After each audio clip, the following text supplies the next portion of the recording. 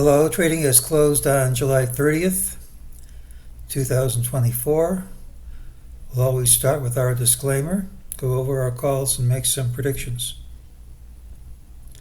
So my trading plan for Wednesday, which is July 31st, 2024. Please trade at your own risk. My calls can be wrong.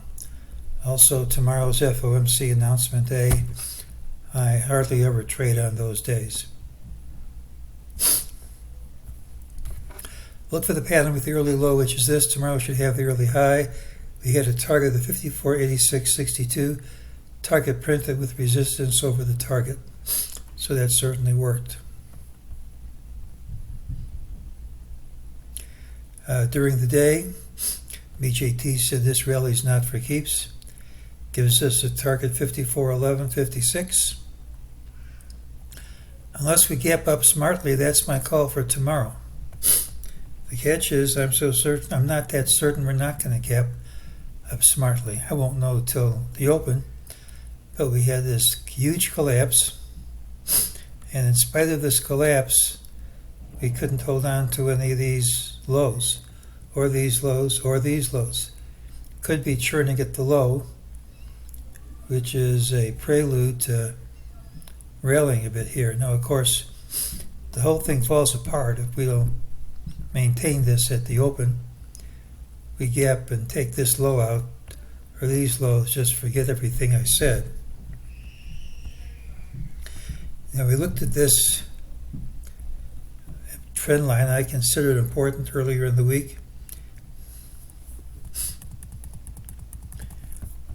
Called this low, and here we hit this line again.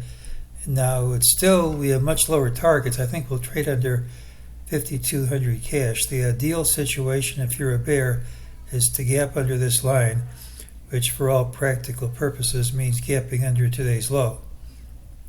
And nothing's impossible in a market like this. If we gap under this, all this bullish action here at the end goes away, and this lower target gets respected. But for right now, the inability to hold on to these lows gives bulls a hope for higher prices tomorrow, even if we don't close lower, and even if we see the lower target anyway. Well, tomorrow's pattern has a really high regardless of how we open. Typically, it's a bearish day with a final hour low, but if it's strong, we should see more strength. There's a lower MEJT target. Unless we gap up smartly, the rules call for it to print. I don't think gapping up smartly is impossible because the day-long drop couldn't manage a close under intraday lows. Now, the FOMC meeting is tomorrow. Tends to lead to wild swings. I can't predict them with any degree of accuracy. I don't try. If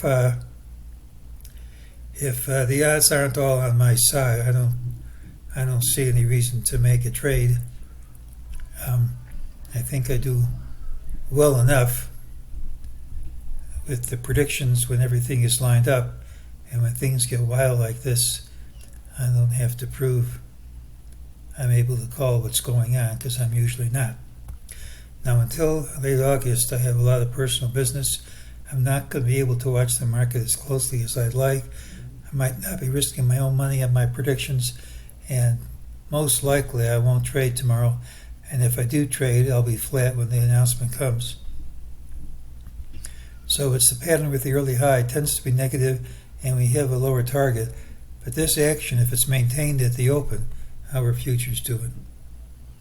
Well, futures are up 1275, so it's not impossible it's maintained at the open.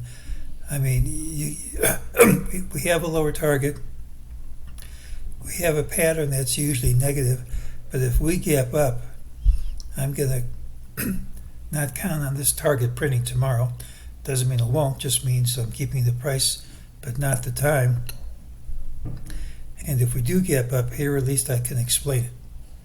So it's a day I don't like to trade. It's the pattern with the early high. We have a lower target, gapping sharply higher kills that call, and that is entirely possible.